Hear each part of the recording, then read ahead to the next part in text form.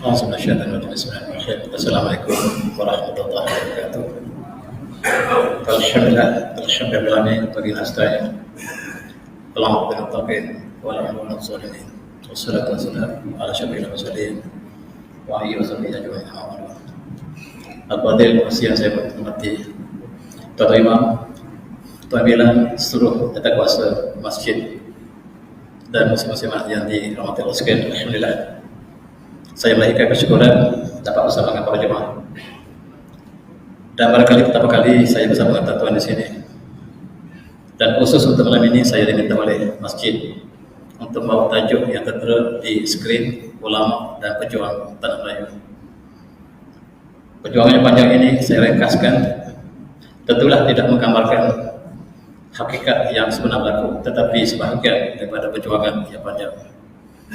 Kita mulakan dengan ayat surah Al-Ankabut. A'udzu billahi minasyaitonir rajim. Walladzina jahadu bina lanahdiyannahum subulana wa innallaha ma'as-sabirin. Dan mereka yang berjihad pada jalan kami pasti benar-benar akan kami berikan petunjuk jalan kami.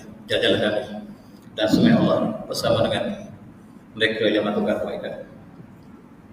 Kali tafsir mengatakan wal mu'minuna alladzi jahadu 'ala Allah wan nafsa wasyaitan wa sanu al fitnah wal adza fi sabilillah sayahdiullah sabil khair.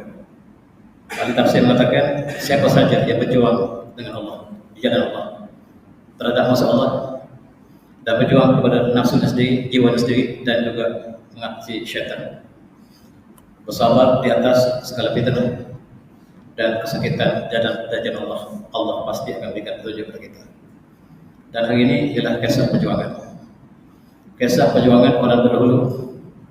Mereka menentang penjajahan dan kita ditakdirkan sebuah negara yang sangat indah sebelum ini. Di sinilah kita lihat negara yang cukup indah, kemudian kita dijajah. Dijajah silih berganti oleh Portugis, oleh Belanda, oleh British, oleh Amerika, Spanyol, Prancis, dan tidak ada negara Islam yang tidak terjajah dalam kurun abad 19. Maka timbullah perjuangan daripada kalangan para ulama yang kadang-kadang kita tidak menyebut jasa mereka ketika kita menyebut bulan kemerdekaan. Dan ulama sekali kita lihat pengarang Fathul Mu'in, yaitu ulama besar Syekh Jalaluddin Al-Mawardi namanya. Dia menulis sebuah kitab khusus untuk jihad. Sebab apabila musuh telah sampai ke negara umat Islam, maka setiap umat Islam wajib ain untuk berjihad menentang musuh. Nas yang disebut dalam syarih daripada Tumpah Mujahidin, dia mengatakan seperti berikut: "Ilam anna kufar halatain, ihdahuma ayakunu mustaqirrin fi biladihim, wal jihad hinazin fardu kifayah. Idza qama bihi ma fihim kifayah saqata haraj anil baqi." Jihad ada dua kes. Kes pertama, musuh kita berada di sebelah negara kita. Ketika itu fardu kifayah kepada setiap umat Islam yang berpuasa. Dalam arti kata, kalau sebahagian daripada umat Islam telah menunaikan tanggung jawab ini, maka yang lain terlepas puasa. Itu yang pertama. Dan kata imam ini, wasannya teman, ayyadahulu bilal muslimin kama fi qadatin hadhihi wal jihad fardu'ain ala kulli muslim mukallafu wa wujubiha. Dan apabila musuh telah masuk dalam negara Islam, ketika itu sebagaimana negara kita ketika kita ini tulis, maka wajib fardu'ain. Maka jihad adalah fardu'ain bagi setiap mukallaf. Tidak ada pilihan seperti kita salat. Jihad mengangkat pedang dan berjuang dengan darah dan air mata adalah wajib. Karena inilah yang dilakukan oleh para ulama kita, seluruh pejuang dalam sejarah umat Islam, khususnya di alam Melayu.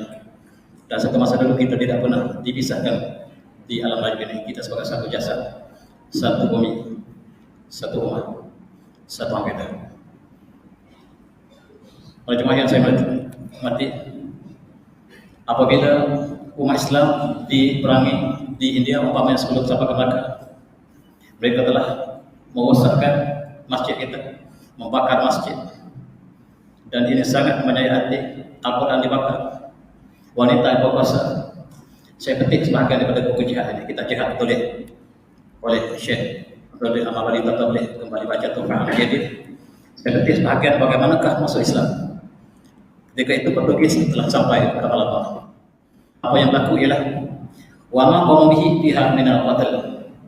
Mereka sampai ke negara Islam, mereka membunuh Islam. Wal fasad wal isad ila Islam wal muslimin, dan mereka melakukan keburukan kepada Islam dan kepada orang Islam. Dan seterusnya mengatakan bahawa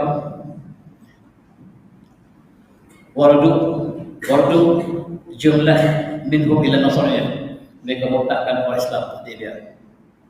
Wasu'an muslimat maksurat, mereka tawan wanita Islam, mereka berkuasa hatta kharaja lahum minhum aulad an-nasara, sehingga anak dilahirkan ialah anak Nasrani, anak Kristian.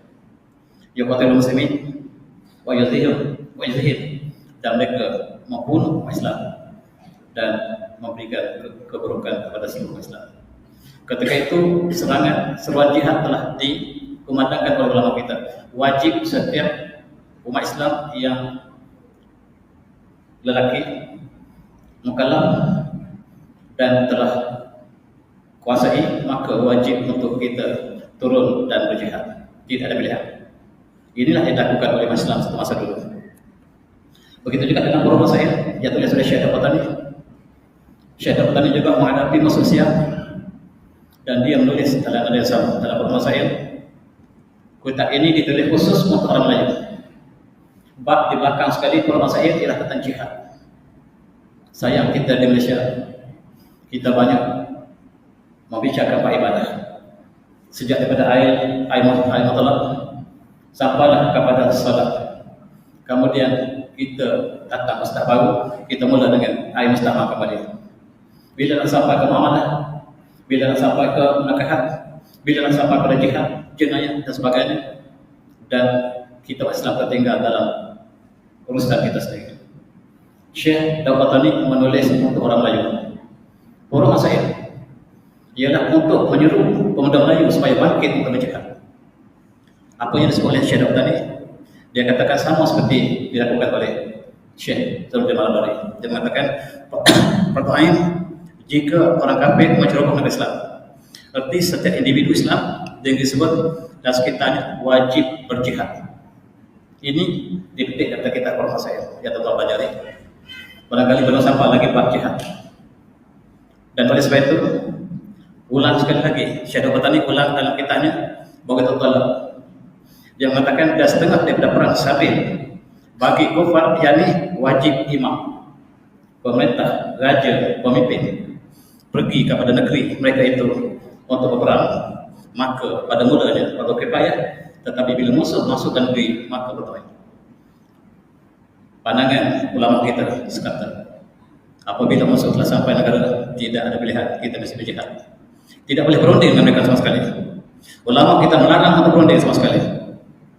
Mereka mencoba harus kita perang dengan darah dan mata. Tegas, ulama kita tegas, tidak ada yang selisih dalam konteks ini. Tidak boleh berunding sama sekali. Mereka ceroboh tanah kita, kita runding dengan mereka supaya kita dapat kembali tanah kita. Tidak boleh. Dan inilah yang diberikan fatwa oleh para ulama kita. Para jemaah sekalian, kita daripada satu bangsa yang sama, bangsa Melayu. Sama ada dia Jawa, Bugis, Melanau, semuanya dipanggil Melayu dalam konteks yang apa. Kita tidak ada sepadan geografi. Kita satu tanah, satu bumi, satu umat, satu akidah. Perjuangan ini disertai oleh seluruh umat Melayu. Apabila sebahagian negara kita diceroboh, maka bangkit seluruh pemuda kita untuk mempertahankan negara. Dalam konteks ini, saya ingin membawa satu episod yang jarang kita sebut dalam sejarah kemerdekaan kita, yaitu peranan ulama di Mekah. Ketika Kerajaan Utsmaniyah di Mekah, ulama kita berkumpul. Masjid Bilal Al-Hashi menjadi masjid orang Melayu. Di manakah masjid? Masjid ini berada di atas bukit Jabal Abu Qubais di tepi Masjid Allah. Ketika siap ulama kita mengajar di Masjid Haram, ketika zaman Utsmaniyah, waktu malam mereka berkumpul di sini. Di sinilah mereka melatih pemuda-pemuda, mereka melatih umat Islam yang menunaikan haji supaya kembali tanah air mengangkat senjata, tidak ada pilihan.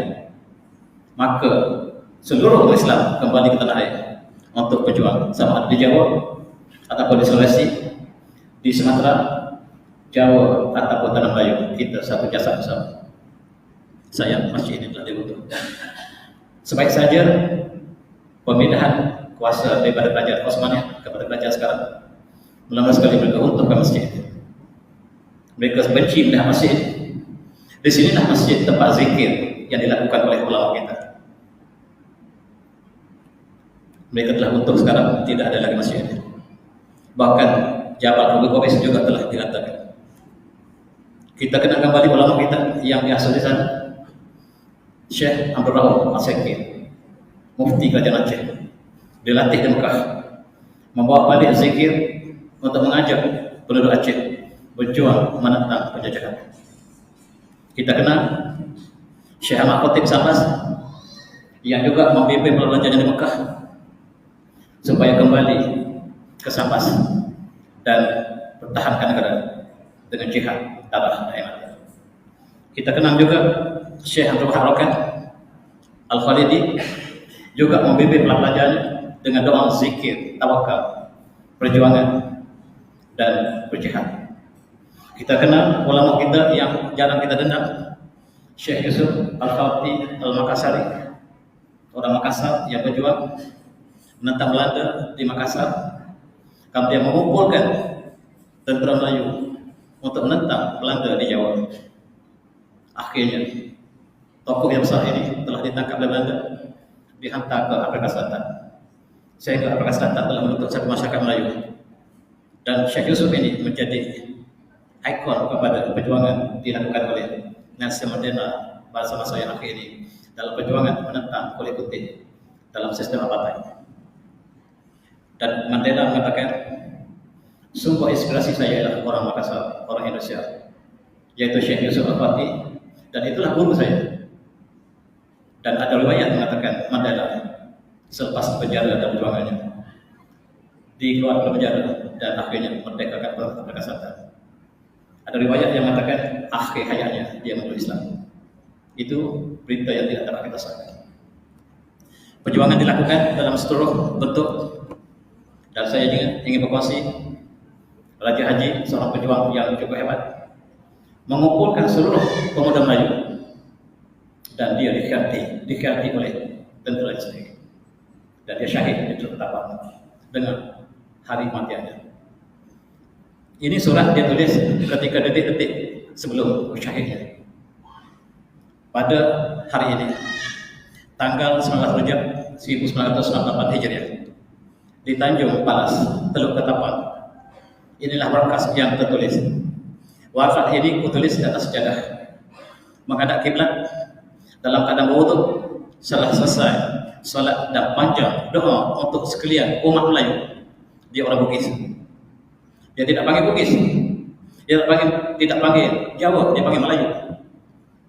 Kemudian Al-Quran di sebelah kananku, Kitab Al-Farq di sebelah kiriku, batik pesaka di pinggangku. Ya Allah, ini surat yang kutuliskan.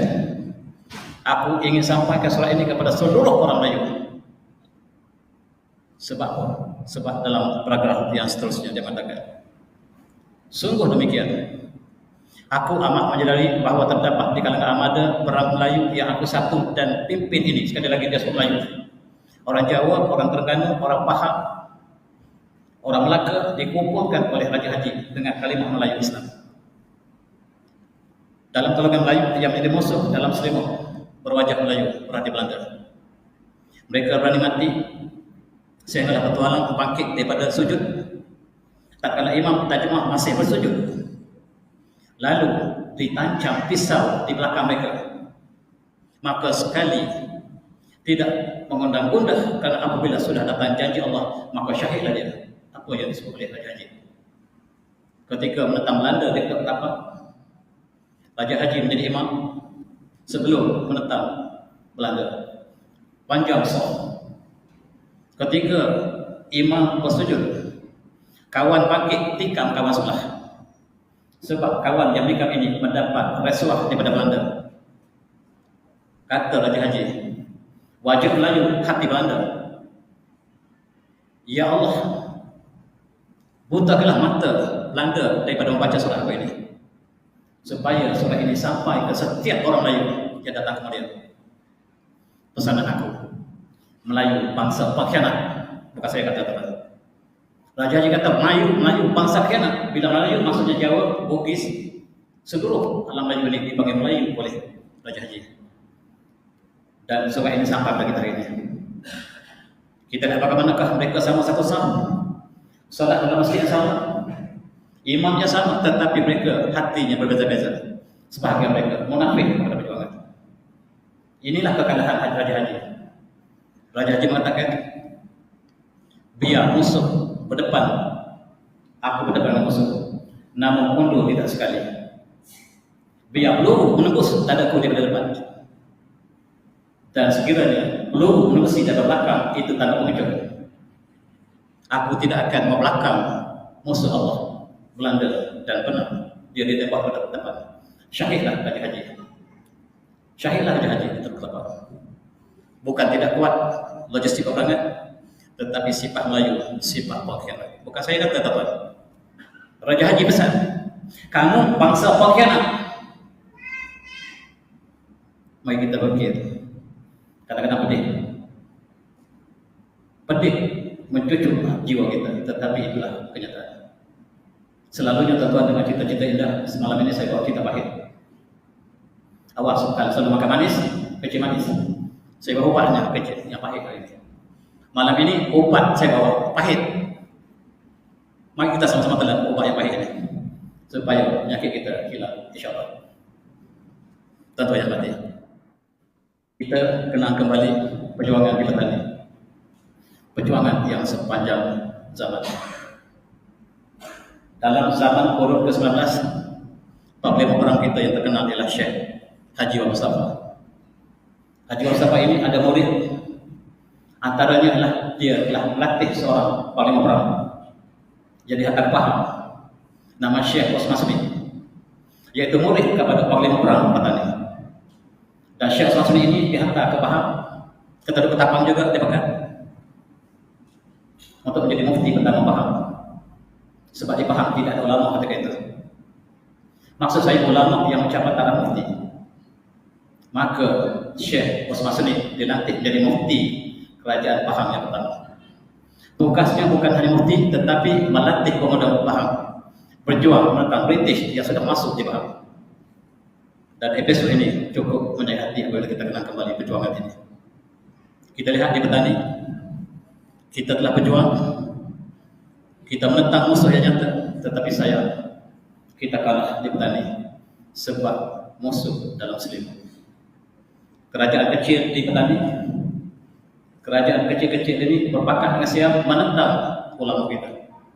Apabila ulama kita berjuang bersama Syekh Dakwatani, Syekh bersama Malam Bani, menentang siap, tetapi saya Raja Melayu Jerit, Raja Jerit bersama dengan siap untuk mengalahkan orang Melayu. Pengkhianatan sekali lagi. Mari kita belajar sejarah kita, teman. Siapa tak belajar sejarah? Sejarah akan ada sekali lagi. Siapa tak belajar sejarah akan ada sekali lagi. Mari kita pelajari. Bangsa kita bangsa pengkhianat. Kita lihat jatuhnya petani sebab pengkhianatan. Sebahagian raja kecil mengasakan dia lebih layak untuk jadi raja, dan dia menentang para ulama kita sendiri. Dia bersekongkol dengan siap. Akhirnya petani besar telah jatuh, dan panglima besar perang kita telah syahid. Dia adalah moyang kepada Syekh Ahmad Matoli, ulama besar kita yang berjuang kemudiannya dalam kurun ke-19. Syekh Abdul Samad Al-Bani ialah panglima perang yang kita tahu dia adalah penulis Syiatus Salikin. Dia adalah ahli sufi, dia adalah ahli tasawuf, tapi kita tak tahu dia adalah komandan perang. Setiap kali dia bawa tentera menentang siap kalah. Siang sangat dendam. Akhirnya peluang yang dicari telah ditemui ketika dia pasukan tentera petani berada di Cino, Narkoba sekarang. Telah syahidlah panglima perang kita, Syekh Dapatani. Kepalanya dipotong, jasadnya dikebumikan di Cino, dan kepalanya dibawa ke Museum Royal Museum of Bangkok. Dan sekarang masih lagi dipamerkan kepada Syekh Dapatani, guru kepada Syekh Dapatani. Darah masih menitis sampai sekarang. Di lehernya masih menitis darah, menunjukkan perjuangan yang ikhlas. Itulah perjuangan yang telah berlaku. Dan tuan-tuan seperti Syekh Dapatani bersama dengan gurunya, apabila sebelumnya telah syahid di Petani, maka muridnya Syekh Dapatani bersama dengan rakannya Syekh Muhammad Rashid Al-Banjari berkumpul di Terengganu, mengumpulkan pemuda-pemuda untuk terus berjuang menentang Siam. Tetapi tentera Siam lebih besar. Syekh Daud kembali ke Mekah. Tujuannya untuk mengumpul kekuatan di Mekah.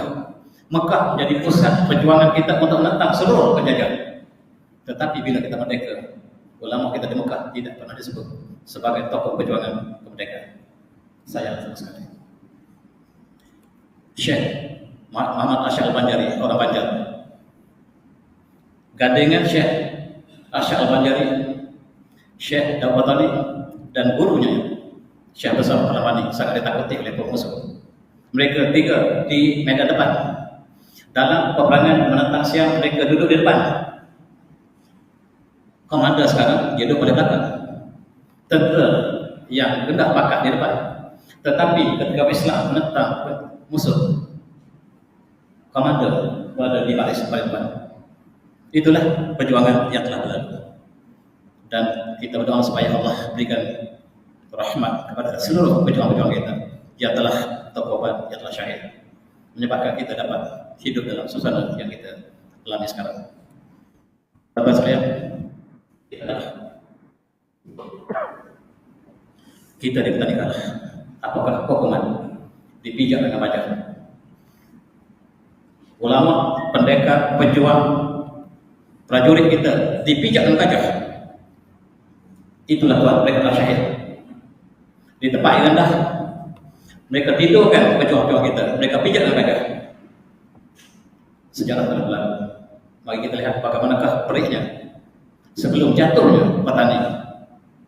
Sebelum kita jatuh petani, kita telah jatuh Campa. Campa sudah menjadi Vietnam, sekarang itulah bumi Melayu yang telah jatuh. Kisah pengkhianatan berlaku berkali-kali. Di petani, kisah pengkhianatan berlaku sekali lagi. Orang Melayu menjadi pengkhianat kepada orang Melayu. Dan kisah ini cukup malam untuk kita kenang kembali. Dan ini kisah pahit. Dan itulah sejarah yang telah berlaku. Negara kita telah tergagap. Petani, Sabah ke Tenggara itu negara kita, negara Melayu, tapi telah jadi milik orang lain. Kita pergi ke Tenggara, masih terdapat tanda ini. Di sinilah sempadan Melayu. Di sinilah sempadan Melayu yang telah hilang. Bukan kisah alat peperangan, tetapi pengkhianatan daripada dalam.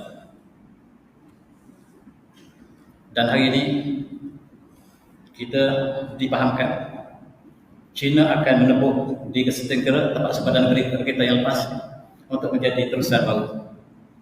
Dan sekiranya ini berlaku dan sekiranya kita masih mempunyai petani di bawah, sekiranya petani masih bumi kita, maka inilah satu peluang yang besar dalam ekonomi dunia kita. Dengan adanya terusan ini, Singapura akan mati. Tujuanlah untuk matikan tentera Amerika yang bertapak di selatan. Oleh sebab itu China mencadangkan supaya kita tebuk satu lagi terusan, sebagaimana dicadangkan sejak zaman ketika zaman Raja Melayu petani lagi. Sama ada mana yang berlaku atau tidak, wallahu a'lam. Mari kita kenal, kita pergi ke negeri kita yang telah jatuh tentera. Setiap kali saya pergi ke petani, kita mengalih mata. Bumi kita telah jatuh ke orang lain. Kita kenal nama bukit, itu bukit asalnya. Kita panggil bukit. Kita panggil Yala, sekarang itu Jala. Kita panggil Naratewan, itu Manado. Kita panggil Takbai, itu Pertabalan. Dan kita boleh tengok, kita panggil Karabi, itu mana Maghribi, Pertabalan. Maghribi maksudnya Pertabalan, kita panggil Karabi sekarang. Dan hanya tinggal kenangan yang sukar untuk kita berjalan apabila kita mengenang bumi kita satu demi satu telah hilang. Kemudian kita hilang Singapura yang ada sejengkal lagi kita tahu. Apakah ini dapat dipertahankan untuk adik-adik, anak-anak, cucu-cucu kita yang akan datang? Mudah-mudahan dapat dipertahankan. Dan sekiranya sifat yang sama berlaku dalam perjuangan kita hari ini, Melayu menjadi pengkhianat pada perjuangan Melayu, maka sejarah akan berulang. Tuan-tuan sekalian, mari kita kembali ke Mekah. Kita lihat ulama kita sedang berkumpul di Mekah dan mengantar pelajar yang dilatih di Mekah, yang melakukan haji, yang pelajar yang belajar di Mekah kembali ke tanah air, sama ada di Mindanao ataupun di Kamboja, di Vietnam ataupun di Jawa, Sumatera ataupun tanah Melayu, angkat senjata, jangan berunding. Tuan-tuan sekalian, ini ulama kita. Di sebelah kiri lah Syekh atau sahabat Palabani tadi. Di tepinya lah Syekh Muhammad Asy'ad Banjari. Di sebelahnya Syekh Abdul Wahab Bugis. Yang paling kanan ialah Syekh Abdul Rahman Al-Misri. 4 tokoh besar Melayu. Mereka lah yang melatih pelajar kita di Mekah supaya kembali ke tanah air, berjuang jihad, tapi nama mereka tak pernah ada bila kita menyambut kemerdekaan. Ingat tokoh-tokoh ini. Sebelah kiri ialah Syekh Muhammad Nawawi Al-Bantani, orang Bantan. Syekh Ahmad Watani yang saya sebut tadi. Dan Tokoh Balu, 3 serangkai di Mekah. Ini ditakuti oleh seluruh penjajah. Sebab apabila mereka keluarkan fatwa, seluruh alam Melayu akan ikut fatwa tersebut. Kita lihat bagaimanakah perjuangan dilakukan oleh 3 tokoh ini. Yang kemudiannya kita lihat ulama kita yang lain di Mekah yang tak pernah kita dengar nama ini. Antaranya Syekh Ibrahim Daud Batani, Ahmad Marzuki bin Ahmad Mursyid Al-Batawi, Bakir Ibn Nur Al-Jujawi, Baldawi Abdulaziz Al-Lasami, Jami' Abdul Rashid Al-Rifai Al-Bugisi, Jamuddin Abdul Khalid Al-Batani, Sulaiman bin Muhammad Hussein Al-Balambani, Saleh bin Abdullah Kelantani, Saleh Ibn Mujian Al-Batawi, dan Abdul Rashid bin Taslam Al-Bugisi.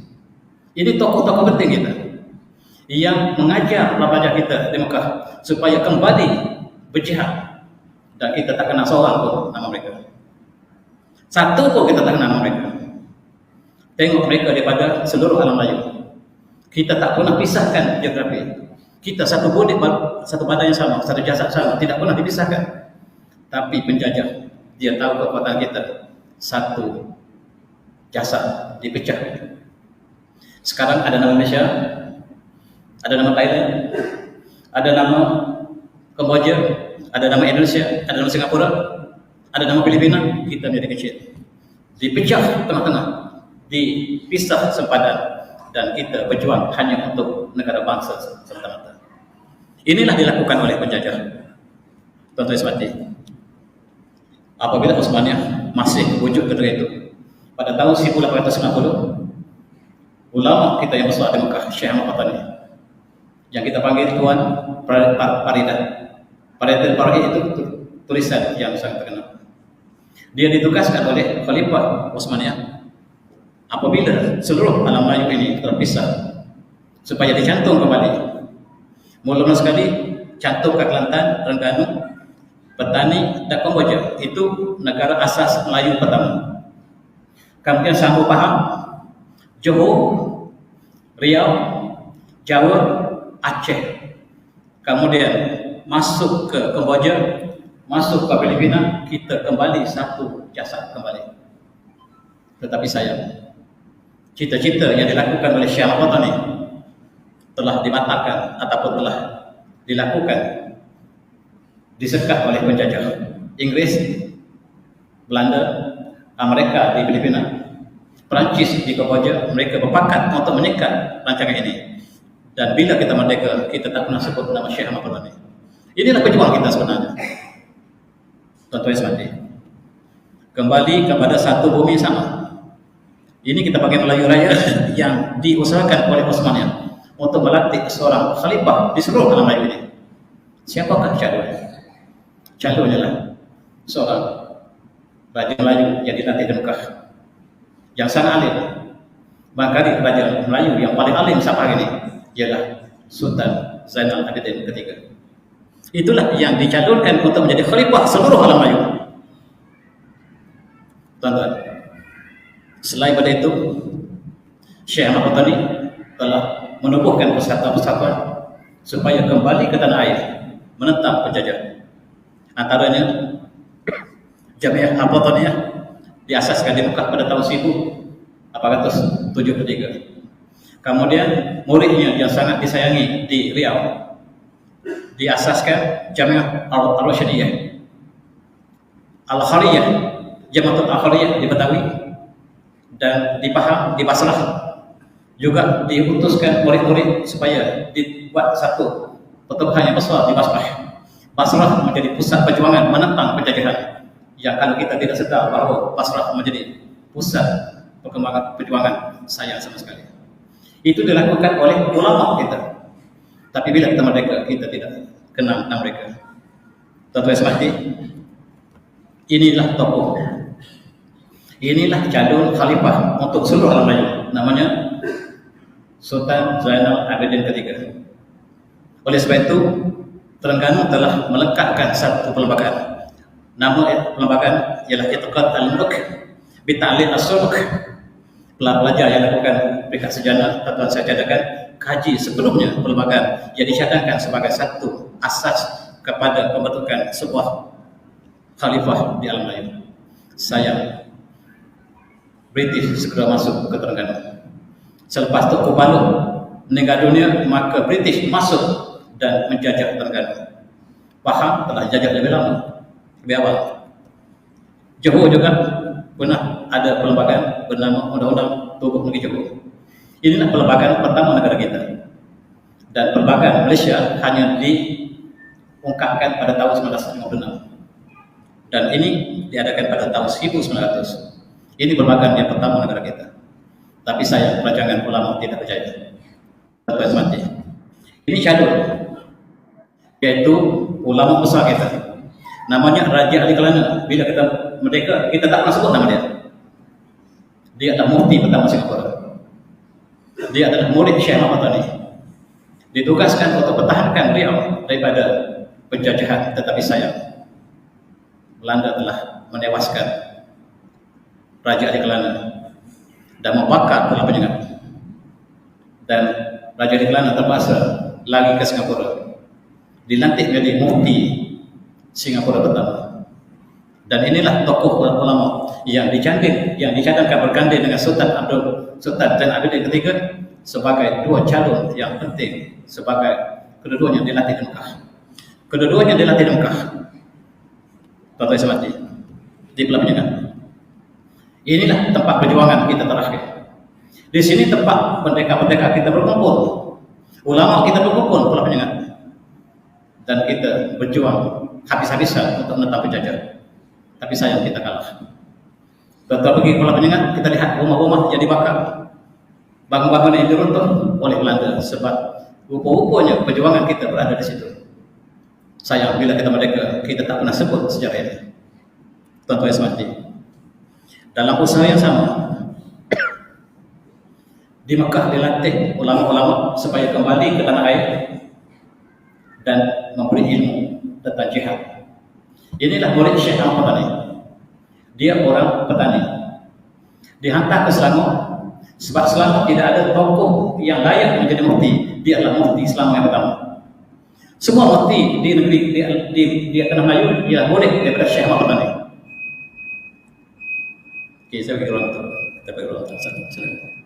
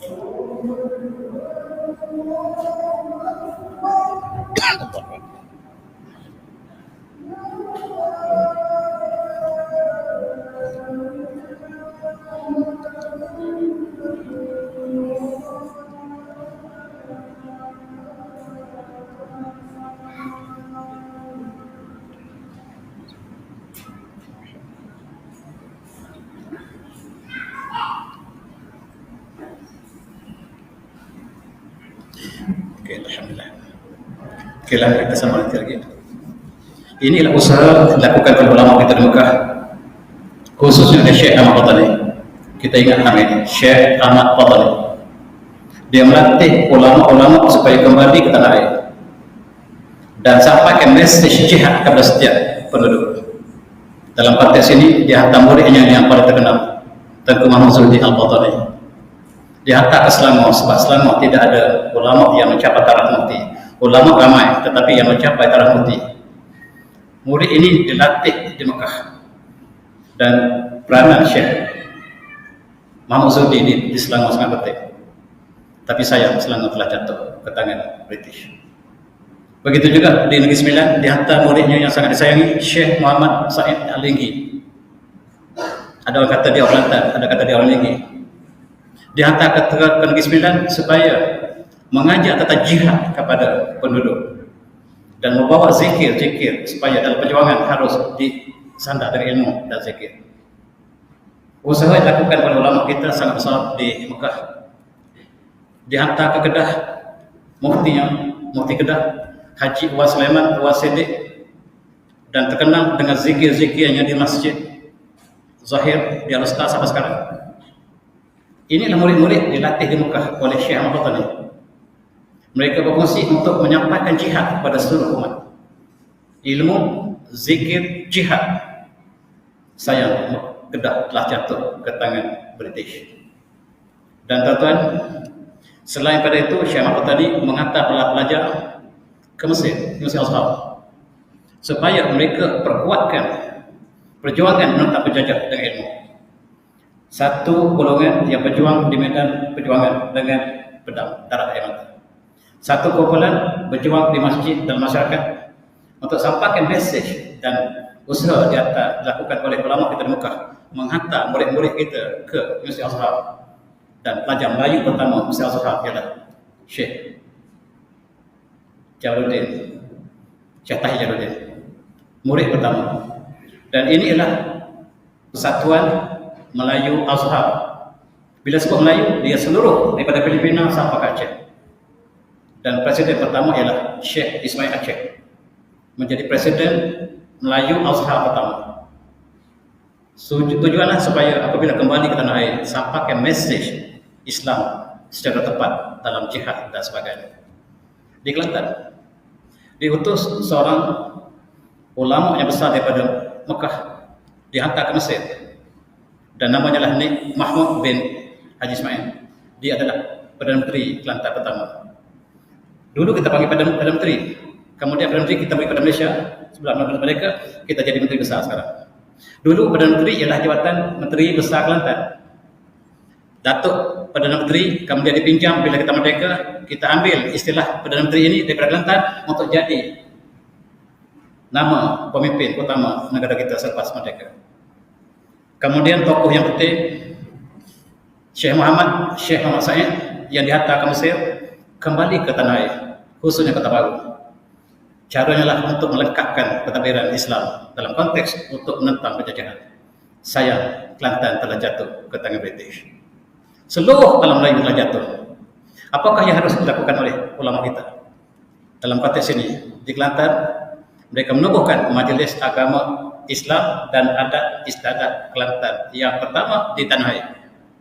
Kemudian daripada majlis inilah dikembangkan ke Terengganu, dikembangkan ke Pahang, diundang ke Johor, sehingga hari setiap negeri kita ada Majlis Agama Islam yang bermula di Kelantan. Dilakukan oleh rangkaian ini.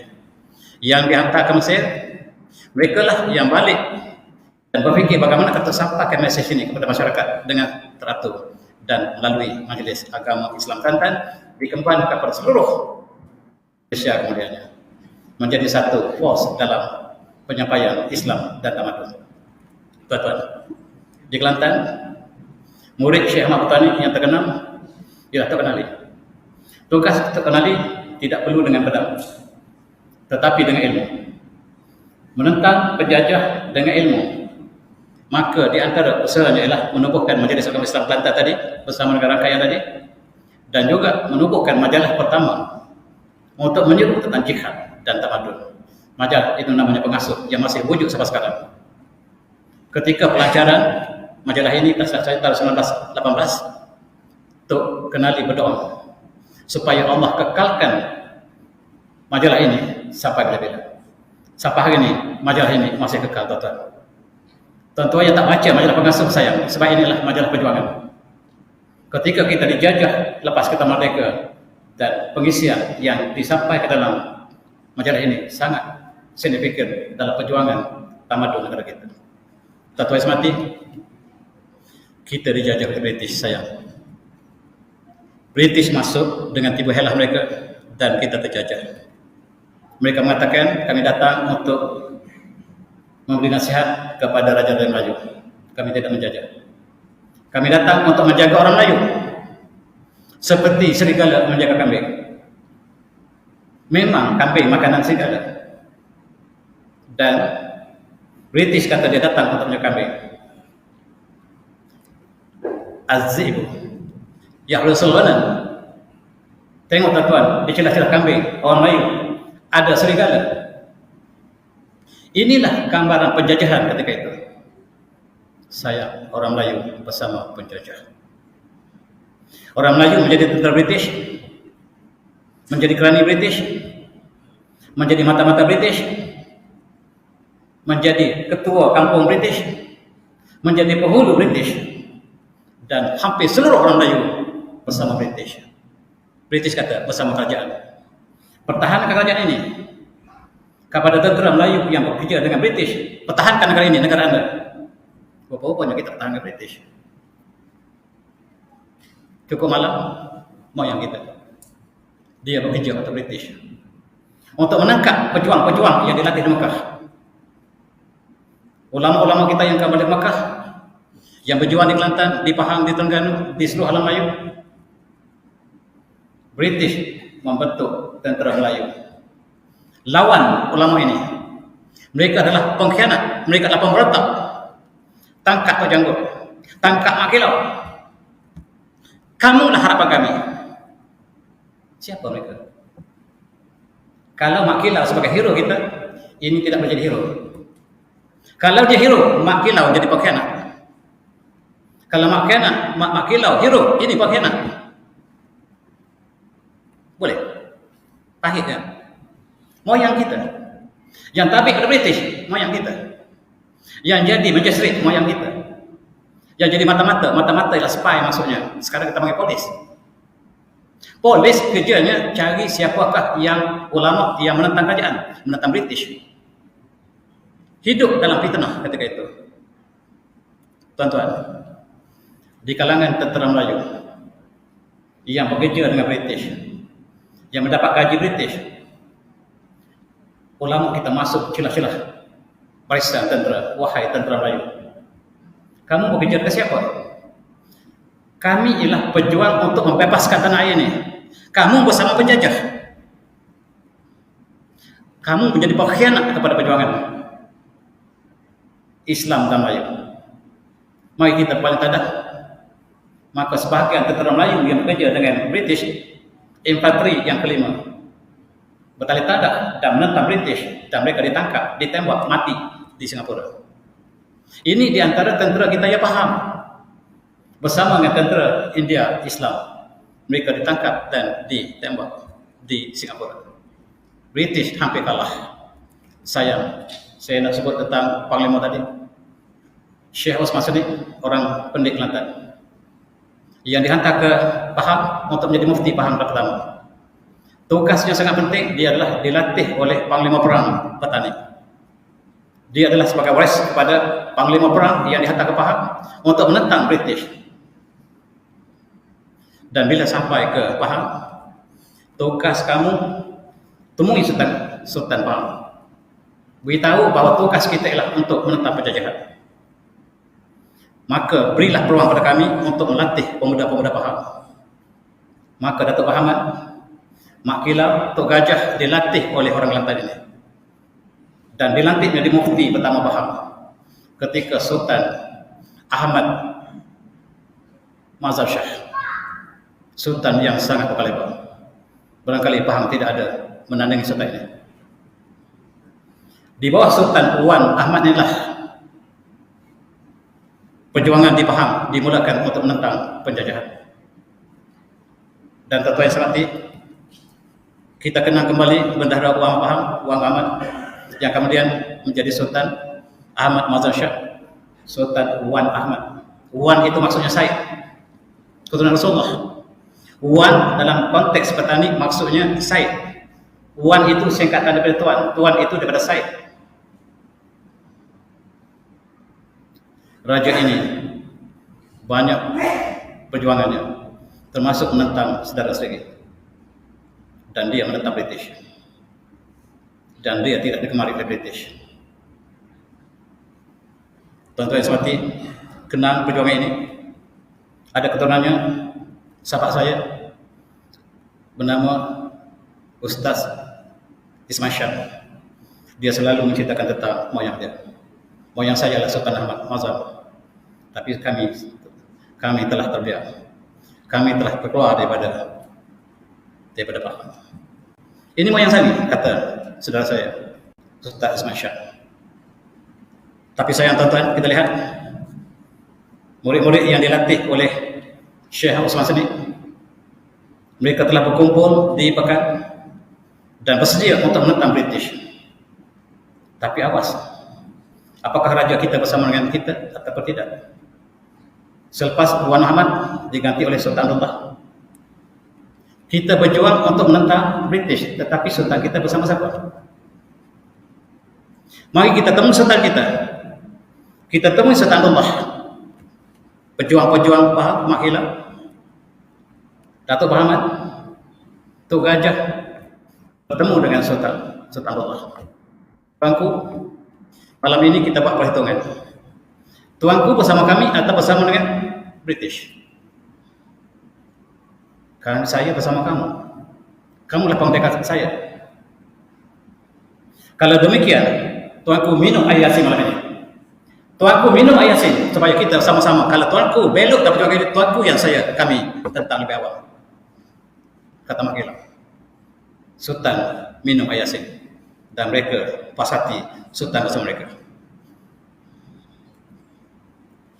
Tuan-tuan, kita kenal Syekh Osman Sadiq yang dilatih Mekah, yang menjadi mufti bertanggungjawab untuk mengumpulkan pemuda-pemuda di sekitar Pahang, termasuk Negeri Sembilan, Jelebu dan sebagainya, daripada Minangkabau, berkumpul untuk menentang penjajahan, dan mereka mula berjuang. Zikir kumpulan ini ialah Ya Latif. Ya Latif, Ya Latif ialah perjuangan yang menjadi zikir utama kepada setiap pejuang ini. Dan emblem negeri Pahang masih menggunakan Ya Latif. Ya Latif ialah simbol perjuangan. Tetapi sayang, orang Melayu sudah bersama dengan British. Mereka bersama dengan tentera British. Mereka ditugaskan untuk menangkap pejuang-pejuang yang sedang berjuang dilatih oleh Syekh Osman Sadiq.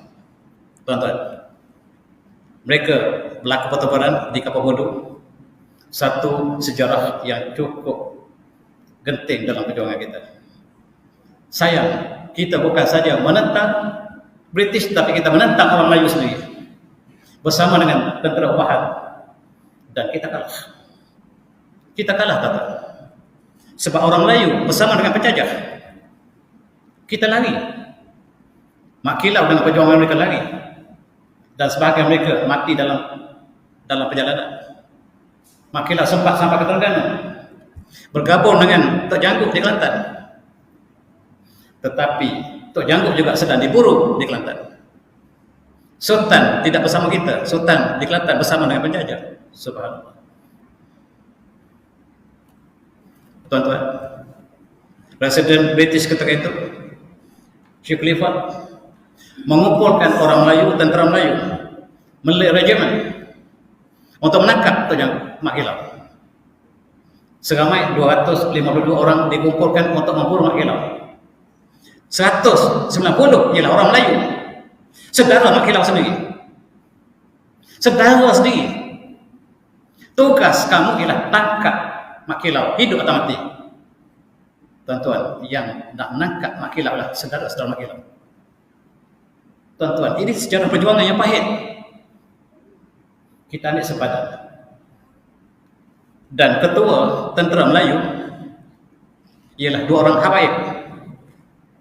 Yang ketua komander Melayu untuk menangkap Mak Hilal namanya Said Hussein, dan yang kedua adalah Said Osman. Dilantik oleh British tangkap Mak Hilal dengan pejuang-pejuang sama ada hidup atau mati. Tuan-tuan yang mati, kita boleh terus kembali perjalanan Mak Hilal daripada Pahang ke Terengganu, kemudian ke Kelantan sampai ke Patani, sebab mereka diberikan upah. Dan setiap yang berjuang untuk menangkap pejuang-pejuang ini diberikan imbuhan yang besar. Dan mereka dalam sejarah kita, pejuang-pejuang ini dikatakan penderaka, pengkhianat. Dan itulah nasib sejarah yang kita tulis untuk bangsa kita. Di Terengganu, Mak Hilal menopang di istana Sultan Zainuddin ketiga dan diberi perlindungan, tetapi mereka takut untuk pergi ke Kelantan sebab bimbang mereka akan diserahkan kepada penjajah. Ketika Sultan masuk di Kelantan, Sultan masuk adalah murid Syekh Ahmad Patani yang juga berjuang sama seperti Sultan Zainuddin ketiga. Tetapi apabila Sultan masuk telah mangkat, diganti oleh Sultan Muhammad keempat, maka mereka takut untuk pergi Kelantan sebab dibimbang takut ditangkap oleh Sultan sendiri. Mereka bertahan di Terengganu. Tok Balok memberikan amanah dan sebagainya kepada pejuang-pejuang ini. Tetapi mereka terus diburu. Dan apabila Tok Balok telah meninggal dunia, Terengganu jatuh ke tangan British. Pejuang-pejuang kita telah lari dan mereka bersembunyi. Dan ingat pejuang di Terengganu, Haji Abdul Rahman Limbong. Kenapakah dia menentang British? Ialah sebab British ingin menukar undang-undang Islam kepada undang-undang common law. Mereka ingin menukar undang-undang Islam kepada common law. Ditentang oleh seluruh ulama dan di Terengganu. Murid-murid Syekh Abdul Rahman Limbong datang daripada Jawa, datang daripada Minangkabau, datang daripada seluruh Aceh, datang menentang British. Dan tuan mereka tak kembali. Ramai orang Terengganu ialah asal daripada Minangkabau. Orang Minangkabau banyak di Terengganu menjadi murid kepada Abdul Limbong dan mereka masih berada di Terengganu. Dan bekas mufti Kelantan ialah orang Minangkabau. Mereka meninggalkan keturunan mereka di Terengganu dan Kelantan.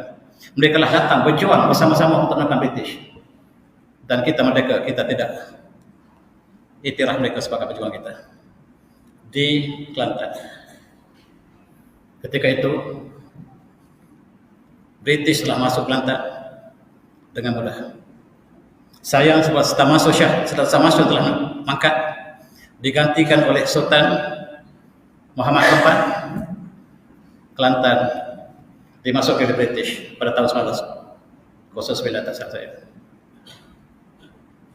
Dan tergadai Kelantan, sebab Kelantan diberi kepada British, bukalah ladang daripada Pulau Kerai ke Hulu Kelantan, ambillah untuk British. Sama sekali. Kita lihat banyak ladang-ladang British bermula daripada Pulau Kerai ke atas.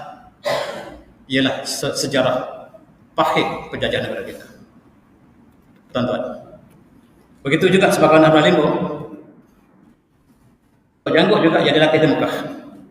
Dia dilatih di Mekah oleh Syekh Ahmad Fatani. Diberi ijazah sebagai komander perang, bukan saja untuk Kelantan, untuk seluruh alam Melayu. Tentang penjajahan. Di Kelantan, British ingin menukar undang-undang Islam kepada undang-undang common law. Ditentang oleh Tok Janggut, tapi dalam sejarah kita dia mengatakan Tok Janggut menentang sebab cukai buah-buahan. Bohong. Dia tentang sebab perjuangan British ingin menjadikan negara ini negara kafir. Menukar undang-undang tertinggi negara kita, Al-Quran, kepada undang-undang common law. Dan Tok Janggut dikhianati oleh orang Melayu. Tuan-tuan, ini orang Melayu, moyang kita. Bersama British menangkap Tok Janggut. Tengok muka Melayu, tuan-tuan. Ini pengkhianat.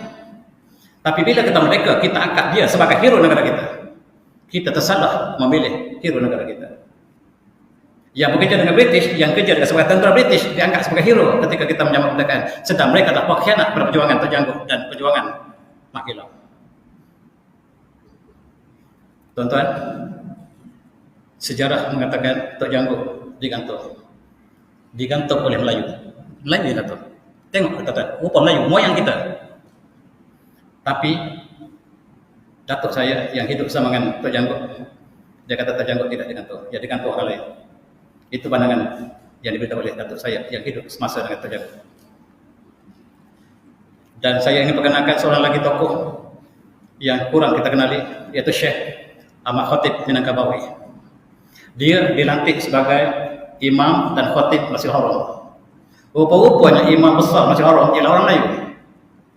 Ulama yang paling agung ketika itu dipilih ke seluruh orang Islam seluruh dunia, jatuh kepada orang Melayu Minangkabau, Syekh Ahmad Khatib Minangkabawi. Dan dia tidak pernah balik ke negeri asalnya Minangkabau sebab dia bimbang dia termakan harta syubhah. Sebab di Minangkabau mereka menganut adat perpatih yang pusaka diberikan kepada wanita dalam bentuk perjanjian ataupun dalam syarikat sebagaimana. Tetapi ditentang oleh Syekh Ahmad Khatib. Saya tidak akan kembali ke Minangkabau. Saya bimbang takut saya makan harta haram. Dan dia tidak pernah balik ke Minangkabau. Itu sebab orang Minangkabau tidak kenal dia. Saya tulis buku tentang Syekh Ahmad. Dan apakah peranan dia di dalam perjuangan. Di Jawa ada dua murid yang sangat terkenal. Syekh Ahmad Dahlan yang menubuhkan Muhammadiyah, dan sebelah kanan adalah Kiai Hashim Asy'ari yang menubuhkan Nahdlatul Ulama. Kedua ini murid daripada guru yang sama, tetapi mereka bercabang aliran. Satu aliran tua, satu aliran muda. Tapi dua-duanya datang daripada guru yang sama. Tuan-tuan, mereka menubuhkan satu perjuangan di Jawa, namanya Syarikat Islam. Syarikat Islam ini ditubuhkan menggunakan inspirasi Osmaniyah. Osmaniyah ketika itu sudah dihampir untuk jatuh, dan mereka menggunakan simbol Osmaniyah bola bintang sebagai simbol perjuangan Syarikat Islam di Jawa. Pada mulanya mereka adalah kumpulan ekonomi, tetapi berubah menjadi pejuang untuk menentang Belanda. Dan ini sangat besar peranan di seluruh alam Melayu. Cawangan-cawangan ditubuhkan di seluruh alam Melayu. Ditubuhkan Johor, ditubuhkan di Basrah. Tuan-tuan cari siapakah pemimpin utama Basrah daripada syarikat Islam ini? Ditubuhkan di Pulau Pinang. Di Kota Baru kita ada satu perjuangan yang sama seperti Jawa, yaitu syarikat Islam. Bila kita merdeka, kenapa kita tak sebut syarikat Islam? Simbolnya adalah bola bintang, dan sampai sekarang masjid kita ada bola bintang. Itu simbol Osmaniyah. Bola bintang bukan simbol Islam, tetapi simbol Osmaniyah, simbol syarikat Islam. Tuan-tuan yang semati, dia mengambil sebenar perjuangan Osmaniyah. Osmaniyah jatuh kerana tentera azab moden. Yang tinggallah bola bintang. Osmaniyah telah jatuh, yang tinggal bola bintang dalam masjid kita sebagai simbol sejarah kita yang lama. Di Indonesia, perjuangan Islam diteruskan dengan bola bintang. Setiap perjuangan Islam ditubuhkan dengan gabungan perjuangan Islam ini, dan mereka namakan perjuangan mereka Masyumi. Masyumi ialah gabungan perjuangan Islam di Jawa. Tuan-tuan, mereka yang berjuang dengan Islam. Masyumi telah menang di Indonesia. Bila Islam menang di Indonesia, pemimpin mereka ditangkap. Itu nasib mereka berjuang Islam. Masyumi dijadikan sebagai musuh negara, sedangkan mereka berjuang untuk Islam. Tuan-tuan mati, ini pemimpin Masyumi. Pemimpin Masyumi inilah yang datang ke negara kita kemudiannya, membawa syarikat Islam dalam nama baru, namanya Hizbul Muslimin. Ialah daripada syarikat Islam, ditubuhkan di Pulau Pinang, di Gunung Semanggul, dengan mengambil inspirasi yang sama. Simbol mereka masih sama, bola bintang. Dan perjuangan ini diteruskan oleh Dr. Barham Hilmi dan Abu Bakar Bakir, Syekh Abu Bakir sebelah kanan. Mereka lah yang mengambil syarikat Islam, dibawa ke Terengganu, dibawa ke Pulau Pinang, dibawa ke Basrah, dibawa ke Johor, dan kita bersatu di bawah syarikat Islam. Negara kita tak pernah sebut syarikat Islam.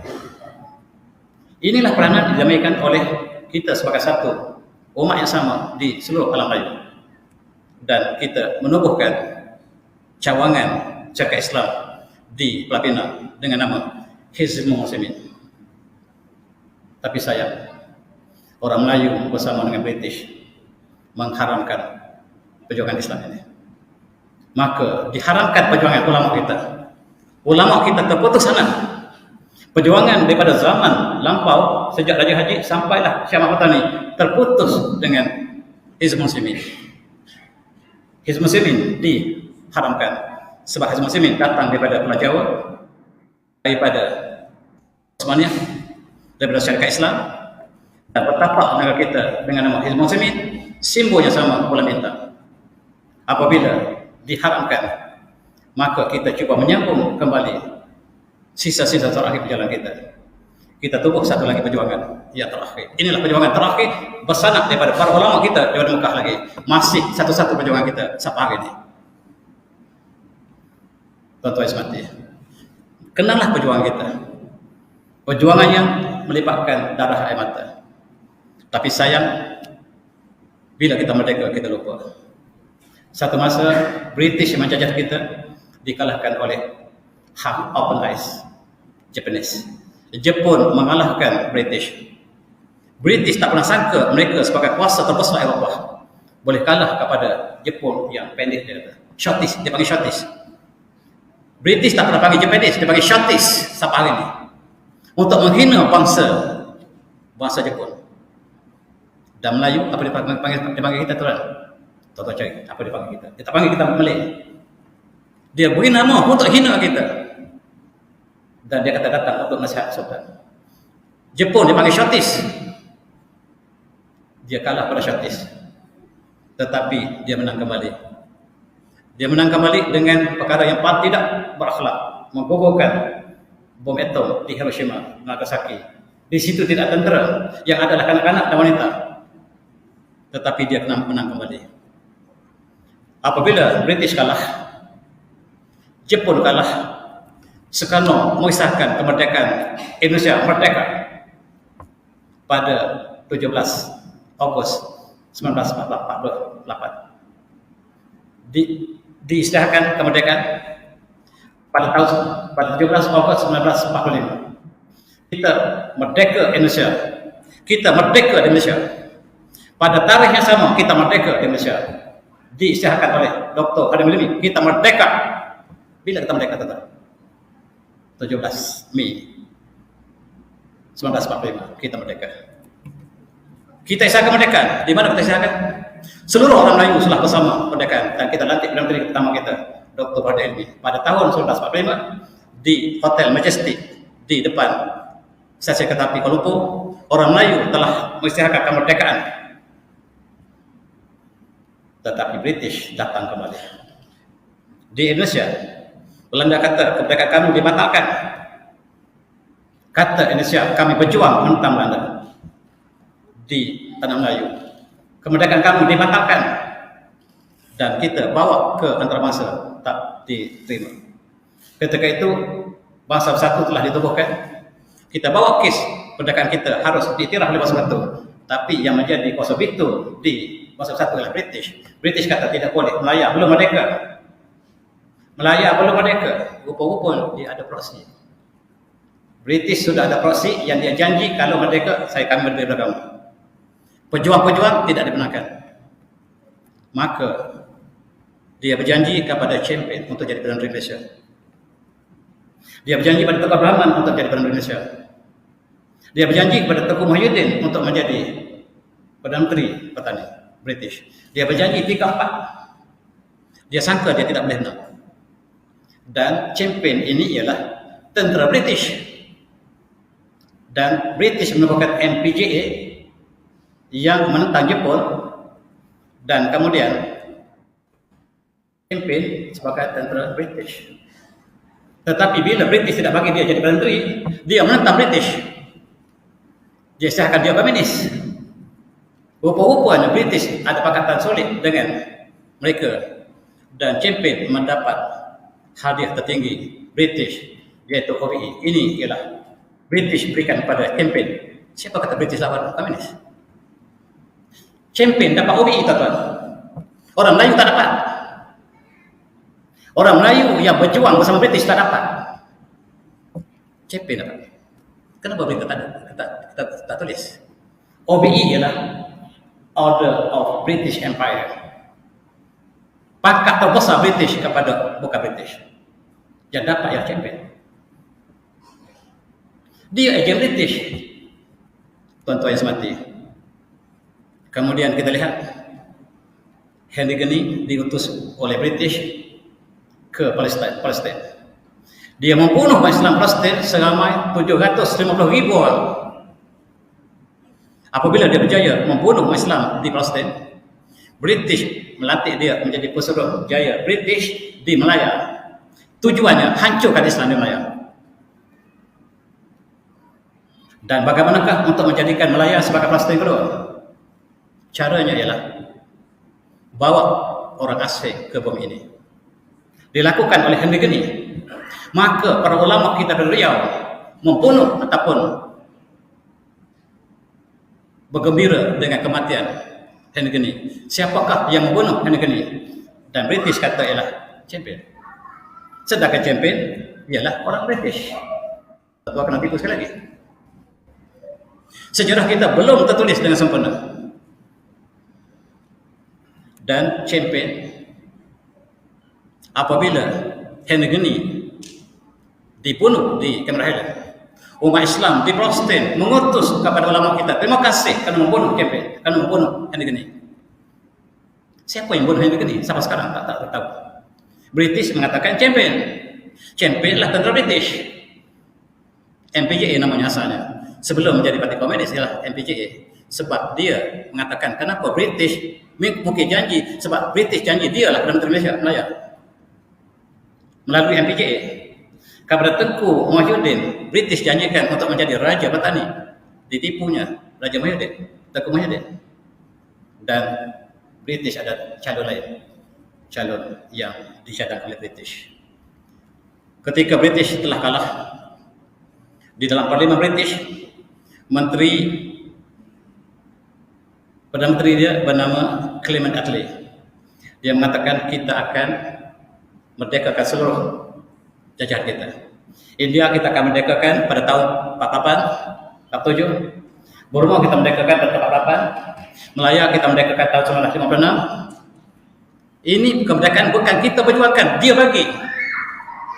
Diisytiharkan bahawa Melaya akan dimerdekakan 1956. Tetapi pada orang kita, orang yang boleh menjaga kita, yang boleh menjaga British,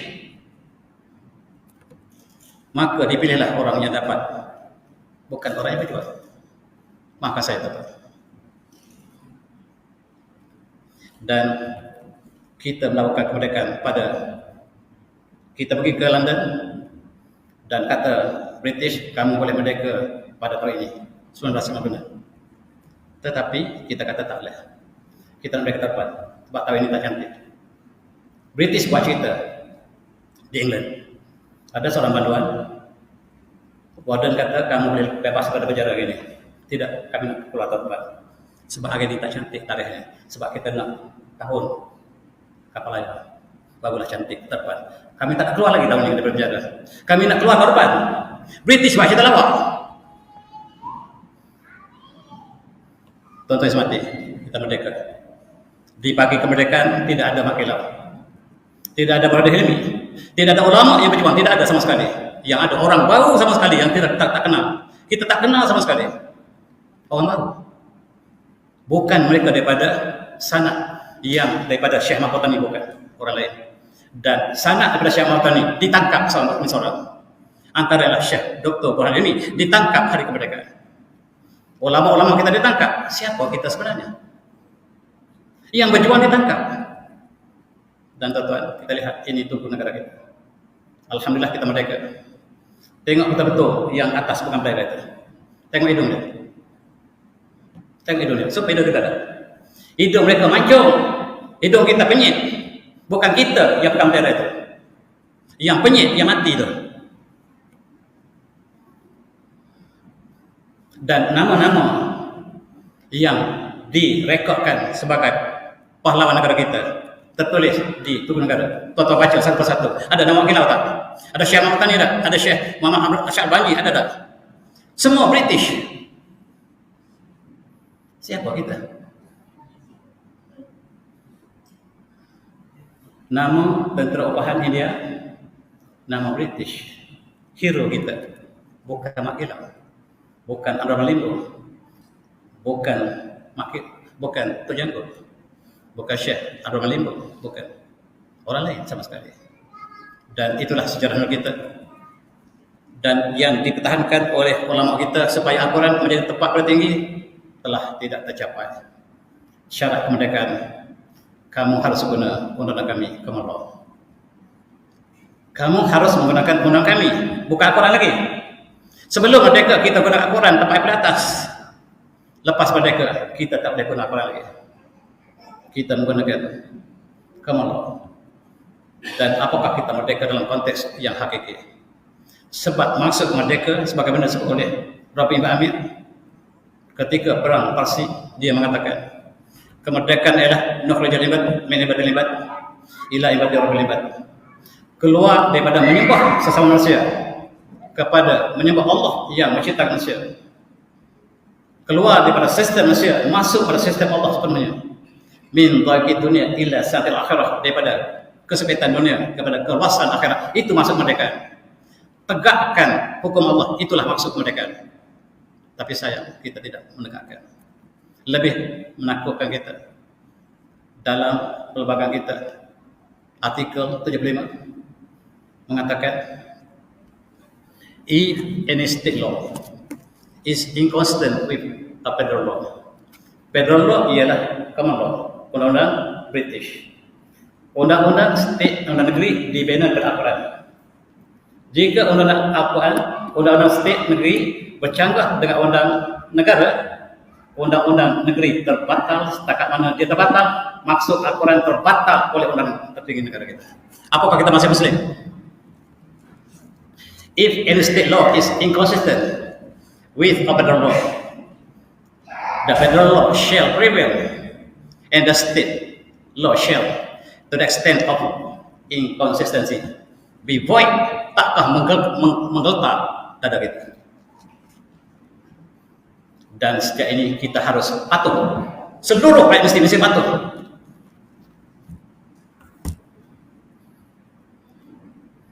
Tuan-tuan seperti Allah menyatakan wa halal bai'a wa haramar riba. Allah menghalalkan jual beli dan mengharamkan riba. Tetapi bila kita merdeka, kita mengambil sistem riba. Kita mengamalkan sistem kapitalisme, liberalisme, pragmatisme yang menjadi interest sebagai asas negara kita.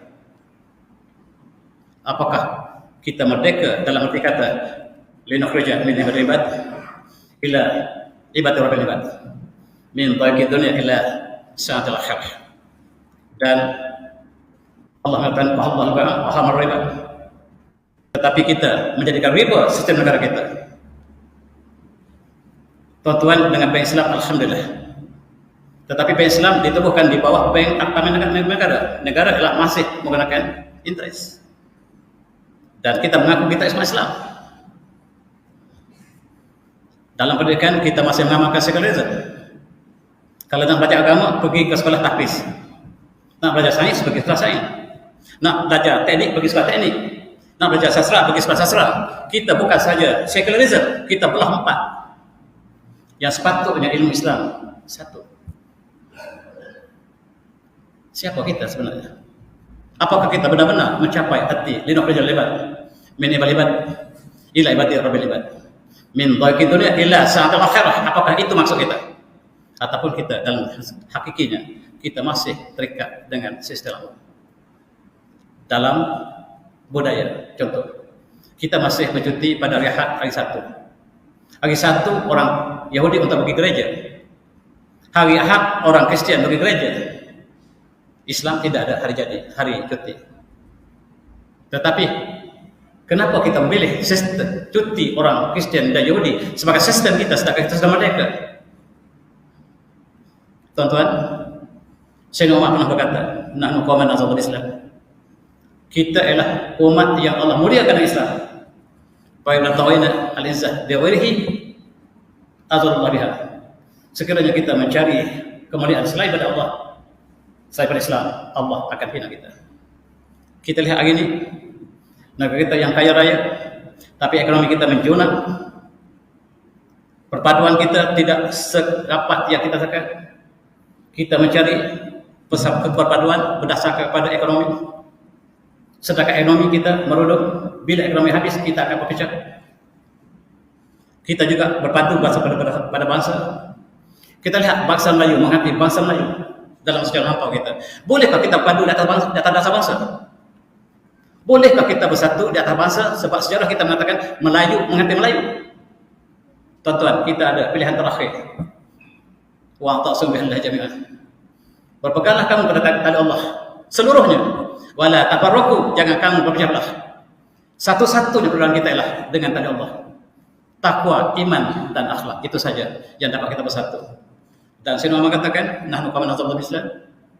Kitalah kaum yang Allah telah muliakan Islam. Sekiranya kita mencari sistem selain Allah, kita mencari sistem menolak Al-Quran, Allah akan hina kita.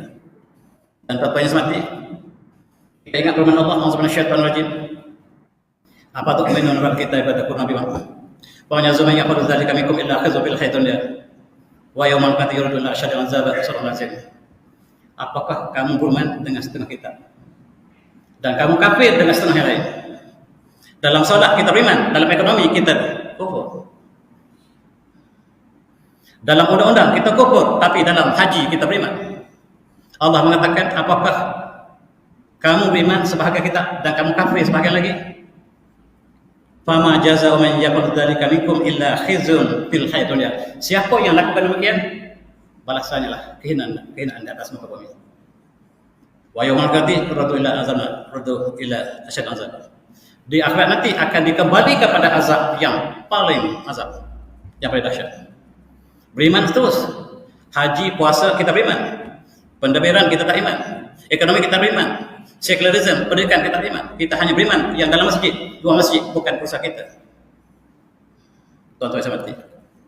Marilah kita tegak sebagaimana Melayu sebelum dijajah. Kita ada undang-undang Melaka yang menegakkan Islam paling atas. Kita bawa ke Pahang ketika Sultan Abdul Ghafur. Selain pada Sultan Ahmad Mazhar, kenang Sultan Abdul Ghafur yang melaksanakan hukum hudud di Pahang ini. Tuan-tuan cari, kita ada Konun Pahang yang dilaksanakan sepenuhnya ketika Sultan Abdul Ghafur. Ada orang mengatakan Abdul Ghafar, tapi ada banyak mengatakan Abdul Ghafur. Sultan Pahang yang paling berjaya ialah Abdul Ghafur. Dia melaksanakan hukum Konun Pahang yang diambil daripada Konun Melaka dan dibawa ke Kedah, Konun Kedah, dibawa ke Perak. Kita laksanakan hukum Islam sebelum kita merdeka, sebelum kita dijajah. Tetapi bila kita telah merdeka, kita mengambil selain pada Al-Quran. Dan apakah kita sudah merdeka sebenarnya? Tuan-tuan, kita berdoa supaya Allah berikan rahmat dan kasih sayang kepada seluruh pejuang-pejuang yang tidak didengarkan. Kita sebut sebahagian dari mereka, dan kita tertinggal banyak lagi nama-nama pejuang-pejuang yang selayaknya kita sebut, tetapi yang apabila kita merdeka, kita tidak pernah iktiraf mereka. Akhir sekali tuan-tuan, sebagai penutup, saya ada satu stiker kenderaan berbunyi "The future belongs to Islam". Tuan-tuan bina ada sedikit di belakang yang saya petik daripada ayat Allah sebagai penutup. Walladzi azma syaitan rajim walladzi arsala rasulahu bil huda wal haqq liyuzhirahu 'ala dinihi wa kafa billahi syahida. Dialah yang mengutuskan Allahnya, Rasulnya dengan agama yang benar, dengan petunjuk hidayah, yang Islam ini bakal mengatasi seluruh agama lain. Dan cukuplah Allah menjadi saksi, dan saya simpulkan ayat itu dalam The Future Belongs to Islam. Dan saya minta maaf banyak-banyak tuan-tuan. Kali pertama saya datang, masa sudah sejam lebih. Dan saya mengambil masa tuan-tuan dengan ceramah saya, kuliah saya yang sungguh pahit. Saya minta maaf banyak-banyak. Mudah-mudahan kita berjumpa lagi. Dan saya minta maaf sekali lagi daripada hujung kaki ke hujung kepala saya. Saya tidak berniat untuk menjatuh sesiapa, tapi itulah kebenaran. Kebenaran harus dipertahankan walaupun dia pahit, dan itulah falsafah saya. Saya tulis dengan wabillahi taufiq. Assalamualaikum warahmatullahi wabarakatuh. Tasbih salam.